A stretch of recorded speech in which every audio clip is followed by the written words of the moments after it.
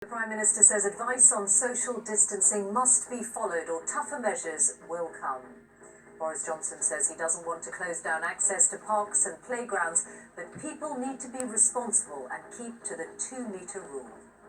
We will keep the implementation of these measures under constant review, and yes, of course, we will bring forward further measures if we think that is necessary.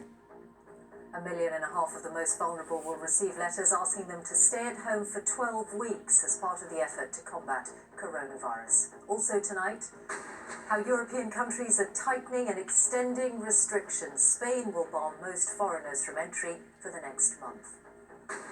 All UK and Ireland branches of McDonald's will close from tomorrow, even for takeaways.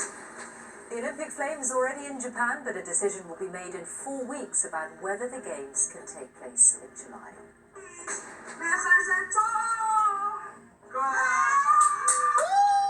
And new ways of religious worship, including the live-streamed Bar Mitzvah.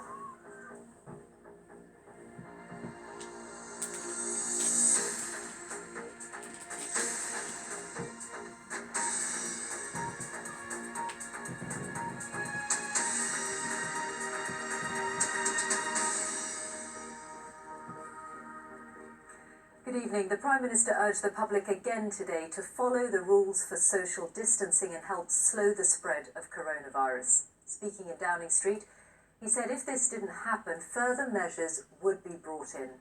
His warning came ahead of 1.5 million people at greatest risk being told that they must stay in their homes for 12 weeks. The government says it's drawing up plans to deliver food and medicine parcels to those without friends, family or neighbours to help.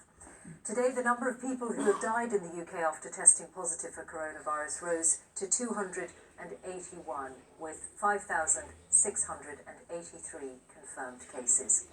Our health editor Hugh Pym has our first report.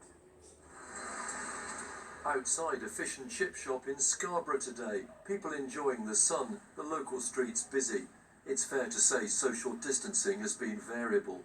This was Richmond Park in southwest London, and in recent days there may well have been confusion over the government's messages on what was and wasn't acceptable in the new world of limiting social contact. At his daily press conference, the Prime Minister first had thanks for NHS staff and those who'd followed official advice to restrict their leisure plans, cancelling Mother's Day visits, for example, or sacrificing business by closing pubs, restaurants and gyms. But he hinted there could yet be more measures to come. We will keep the implementation of these measures under constant review, and yes, of course, we will bring forward further measures if we think that is necessary. So always remember, in following this advice, and I know how difficult it is, but always remember that each and every one of us, you are doing your bit in following this advice. With early morning trains like this full as some headed into work, and aisles at supermarkets packed with shoppers and trolleys, the message isn't always getting through. So doctors and public health experts were out on the streets of Bradford today, stressing the key guidance to people on measures to limit the spread of the virus. For almost all of us, there are no new rules which say we should stay at home. It's okay to go for a walk or have a run, especially on a day like this. But there are clear new guidelines on what we should and shouldn't be doing if we do go out. The advice to the general public is to stay at least 2 metres apart, to avoid all gatherings, for example groups of friends, and to avoid all non-essential travel. The over 70s and those with an underlying condition should be extra careful, for example people with asthma and diabetes or who are pregnant. They're advised to significantly limit face-to-face interaction, including friends and family. There's different guidance for up to 1.5 million people with serious health conditions, including cystic fibrosis, specific cancers and those needing dialysis. They've been told not to go out for 12 weeks. We'll be setting out to them how we're going to help them. So they might be staying at home for a long time, but they shouldn't feel alone. And we're going to do this in a number of ways. Medicines are going to be delivered through community pharmacies, and food and supplies are going to be delivered through local councils with the support of supermarkets and the armed forces. As for the front line of the NHS, ministers say specialist protective equipment has been dispatched to doctors and nurses who could be treating patients with coronavirus, but some say it hasn't yet arrived. We've been hearing over the last few days and weeks from doctors across the country who are really particularly worried about the lack of personal protective equipment that they have been seeing on the front line. We've had doctors tell us that they feel like lambs to the slaughter, that they feel like cannon fodder.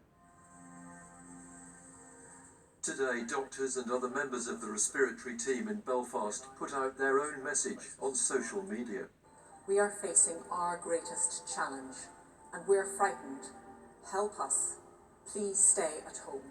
To the latest developments on coronavirus elsewhere in Europe. France's parliament has declared a 2-month health emergency, giving the government their great powers to restrict people's freedom.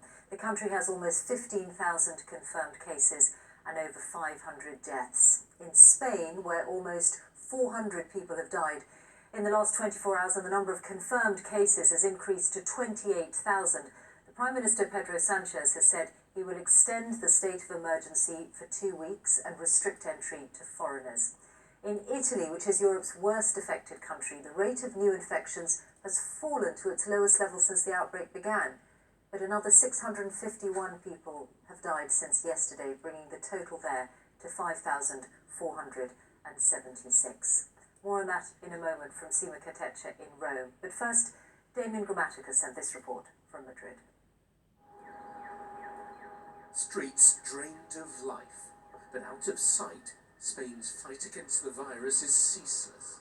Here in a hotel, the first of many that are being requisitioned to serve as an overflow for hard-pressed hospitals, is how Spain is trying to contain the infection. So the Prime Minister has been forced to govern by teleconference. He announced the current state of emergency will last until mid-April, restrictions on daily life getting even tighter. And this is what we found when we ventured beyond Madrid. Empty motorways. Miles and miles of them, with virtually no traffic. This is one of Spain's main north-south highways. The only things moving, trucks, filled with food. So apart from the bare essentials to keep this country functioning, Spain really has come to a standstill. But despite these measures, there's no sign that the spread of the virus is being brought under control. The shutdown has left this entire country eerily emptied. Public places abandoned. And this is the ancient city of Cordoba, usually filled with tourists. Not now. Nothing. If the virus is a natural disaster, it's one that has left everything intact. Just the people have vanished from view. Manuela's family have run their gift shop here for 100 years. It's like a nightmare. We never thought we'd see anything like this. My main worry is nobody in my family gets the virus. Back in Madrid, lorry loads of oxygen. For a new 1,000-bed treatment centre the army is building in the city's convention centre, as all of Spain's efforts are now directed at trying to save lives.